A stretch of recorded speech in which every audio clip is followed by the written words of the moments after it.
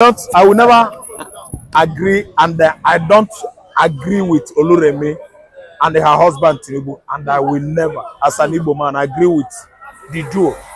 The duo has brought Nigeria economy to cripple, to its cripple, meaning Nigeria economy is crippled as a result of the kind of administration policies that Tinubu is running currently.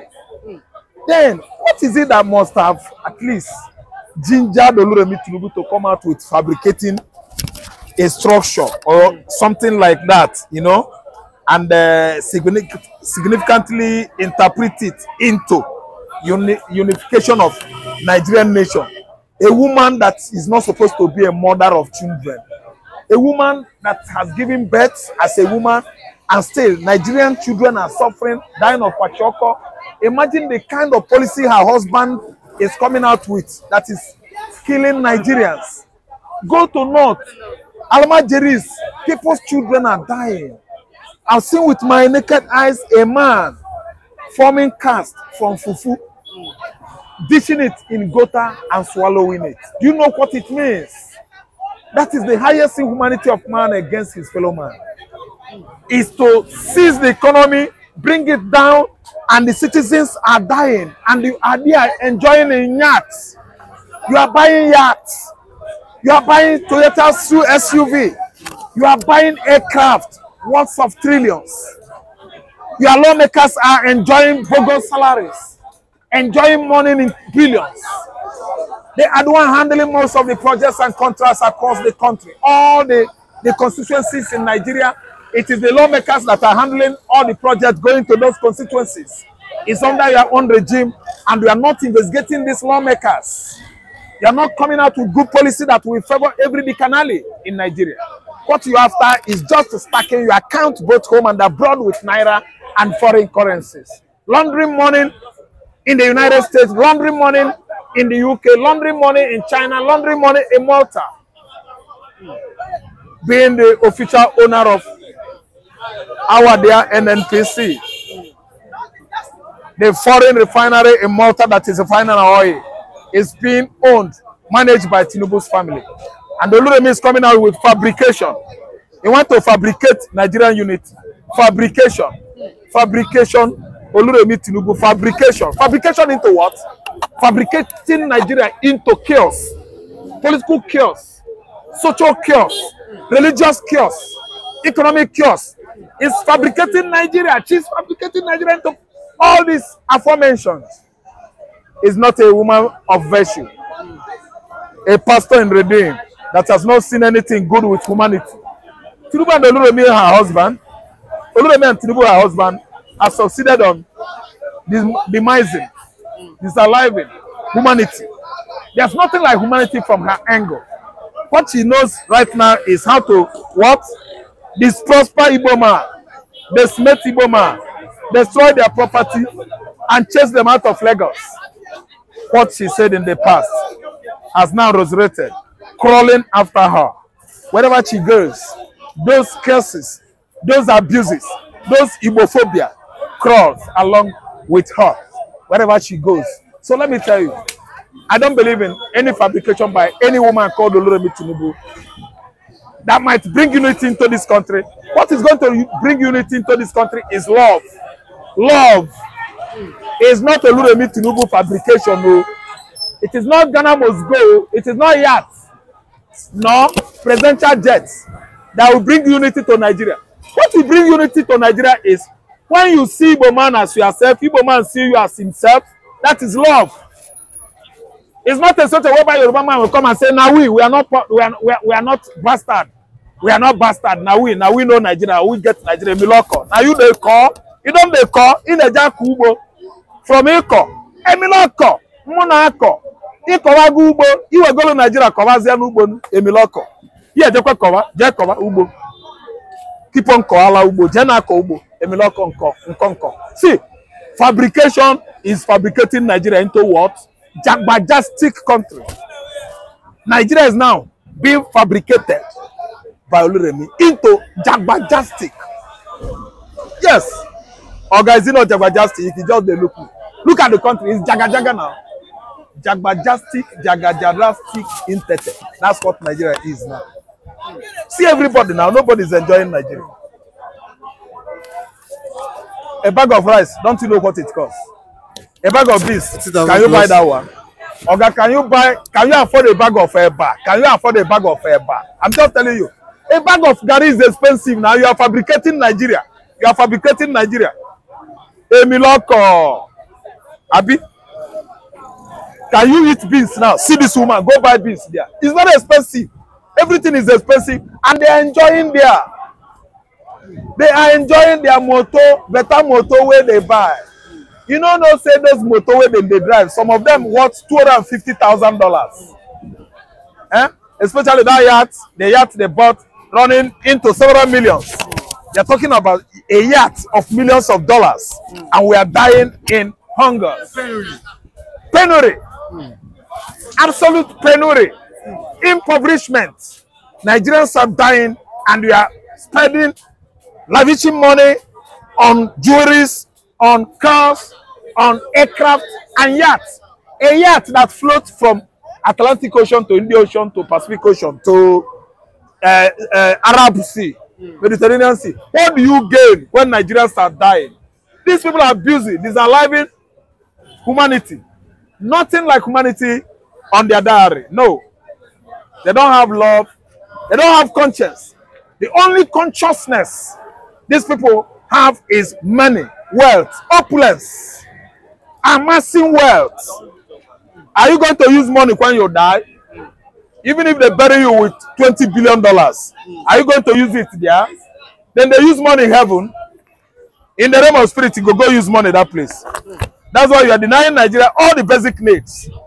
Mama and papa, children, everybody, hungry in Nigeria. And somebody is telling me that I am fabricating unity. I am fabricating. Fabricate love. Fabricate good economy. Fabricate good governance. Fabricate good humanity. Just we need humanity, benevolence, and general what blessings is what is needed in this country. Philanthropism, general benevolence. It eludes our politicians. We don't need anybody that is coming out to tell us they are fabricating unity, Nigeria into unity. How could you fabricate unity when you don't have love? You don't love your fellow man. You don't love your fellow Nigeria. You are talking about fabricating Nigeria. Nigeria will be patient. You are sleeping on top of gold. Many people are sleeping on gota here, eating gota, water from gota. All of you are just enjoying their Nigeria. See, the very day Nigerians will get themselves, they will wake up, all roads will lead to where? National House of Assembly, the lower House of Representatives, and the presidential villa. Oga, soldiers, police, DSS, all the military forces in Nigeria will take off on their hill. They will take to their hill, and everybody will have a field day that day. That is when Nigeria will become a Nigeria. What we are having this time around is animal farm, animal kingdom. We are in the jungle, survival of the fittest, yes? Survival of the fittest, right? Is that what they say?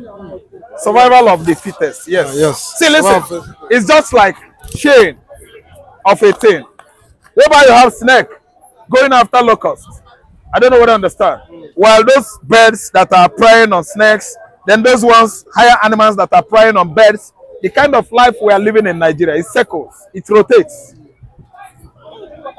Rich politicians in Nigeria, they don't want the poor ones.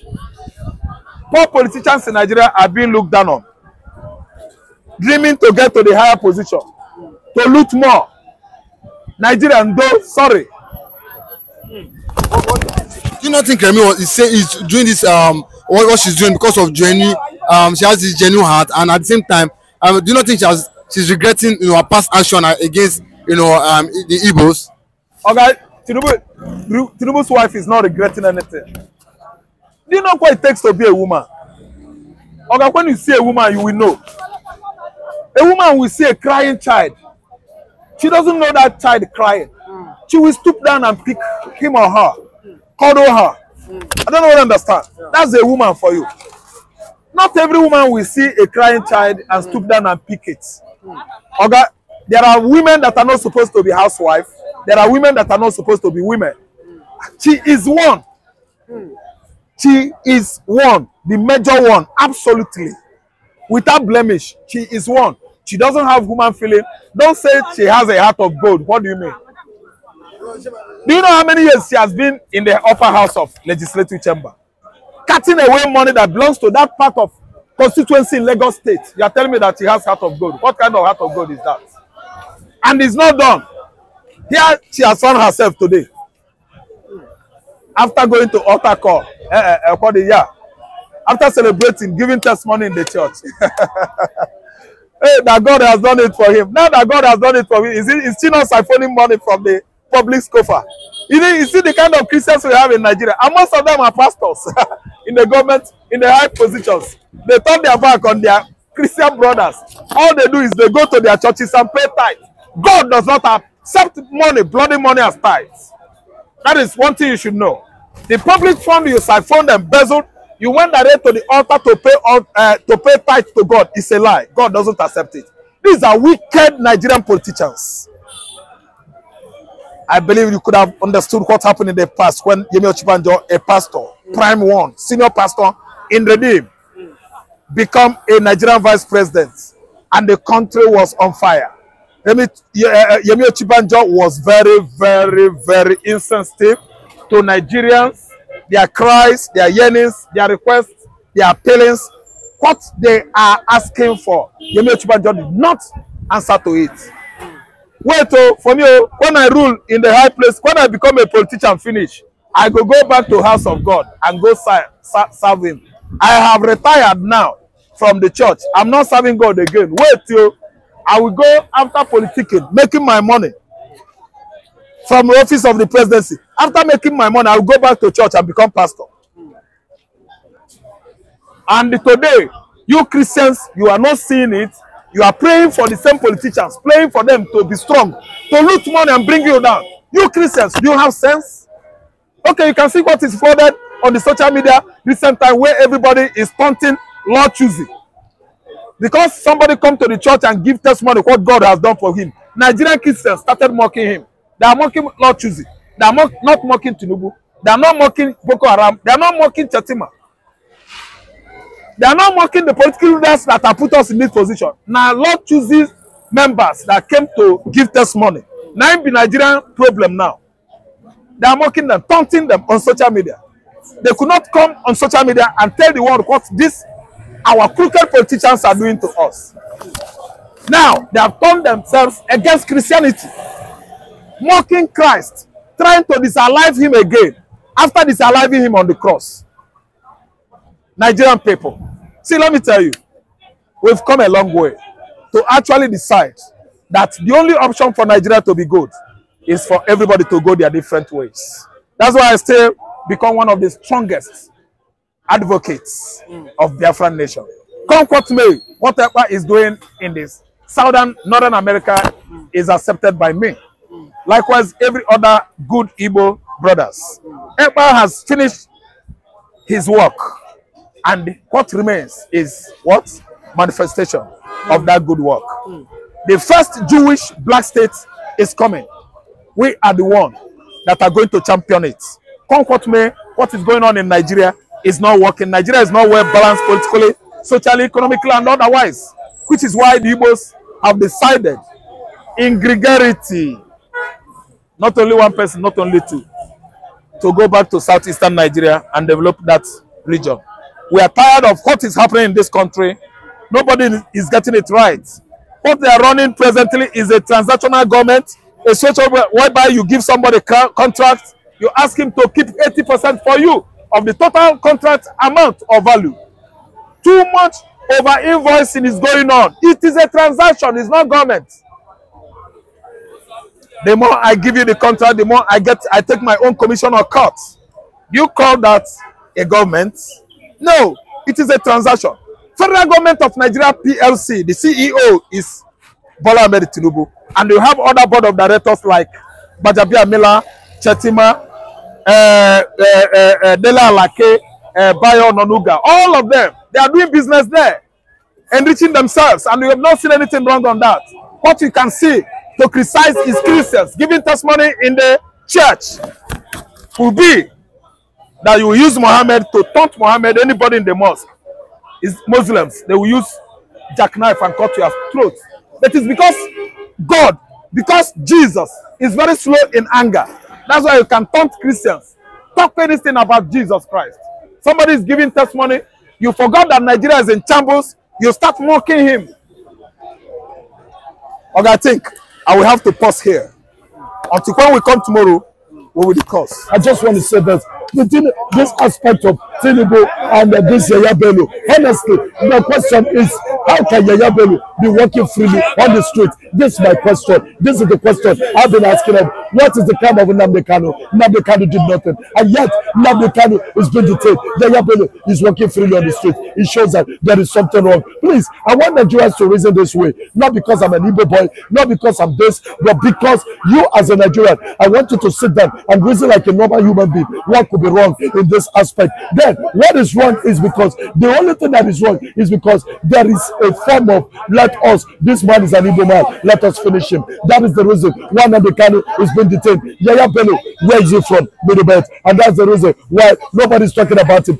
80 billion plus, yet nobody's talking about it. You know why? Because the only man who can do like that is because if you feel that his character is okay, then you can do that. If you feel that Yaya Bello's character is okay, then you can do that. But I want to say something to Tinubu and to Mr. President. Let me tell you something. I understand something about Mr. President. Once you are appointed as a president, what you do is to govern your people. What you do is to look for the best thing to give to your people. What you do is to think of how great, how possible, how you can make things to work out for your people. That is the duty of a president.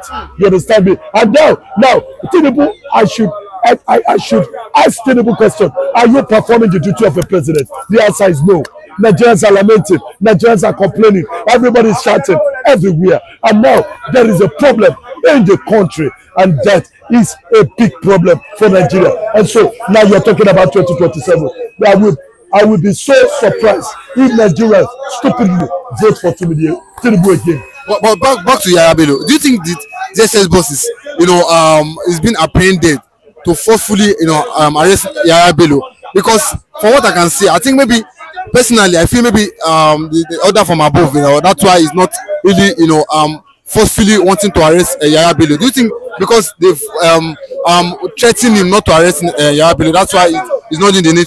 Let me tell you something. If it to be in an advanced country, let me tell you something. The FCC boss would have been sacked because you don't know your work.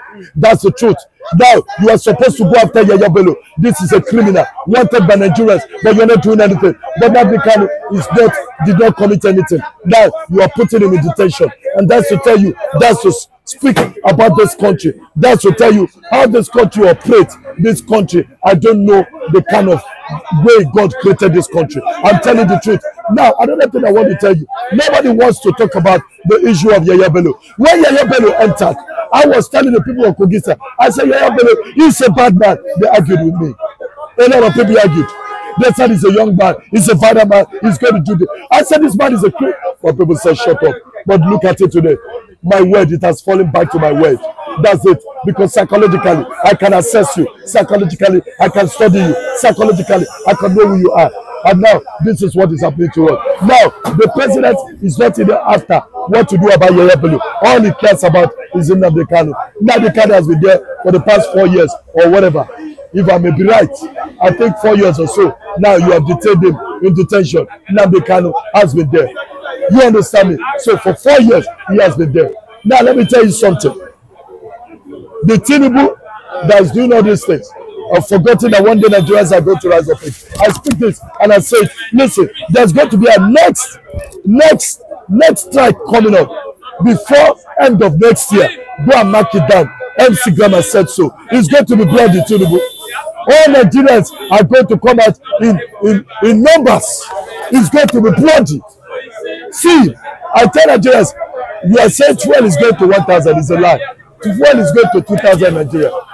Yes, if you don't know. So, Tinubu should prepare. Next is going to be bloody. We are going to remove Tinubu out of office. That's the truth. But wait till then.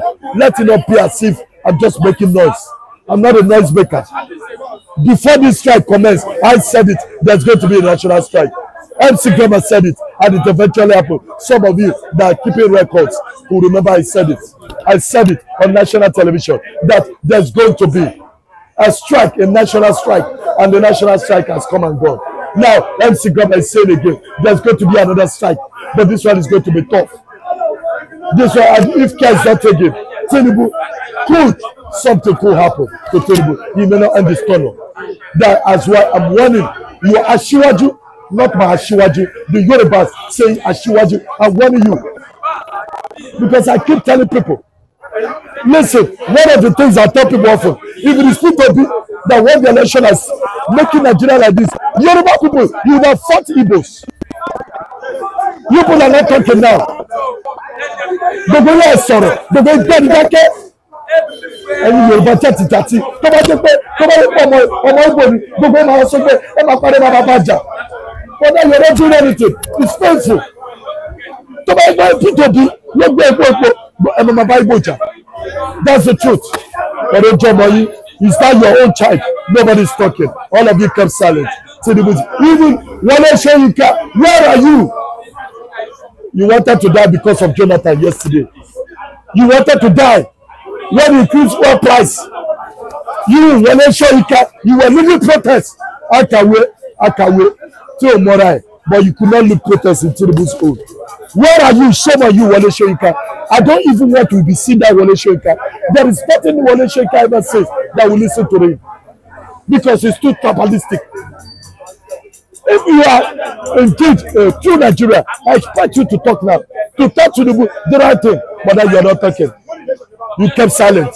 Jonathan, you wanted to kill yourself. But in Tinubu, you are not saying anything. In Buhari, we did not hear your voice. That's to tell you that you are one man, sided man. So if it is Igbo, you want to die. I want to say this. Most times what I thought, this is MC Grandma, the fearless man. I don't fear who you are. That's me. I talk to you the way I want to talk to you because you can't do anything. And when I tell you can't do anything, you simply cannot do anything. To me, I am one the people call. I am one the people call. Every call me the Roman race of Nigeria, and that's what I am. That's the truth. That's what I am. I fear nobody. So what I'm trying to tell Nigerians, listen, when it comes to things, let us address the issue very well. This thing is very painful. I'm a Nigerian. It's paying me. I expect this thing to go viral. Of course, it's going to go viral. There's nothing MC Grandma says that doesn't go viral.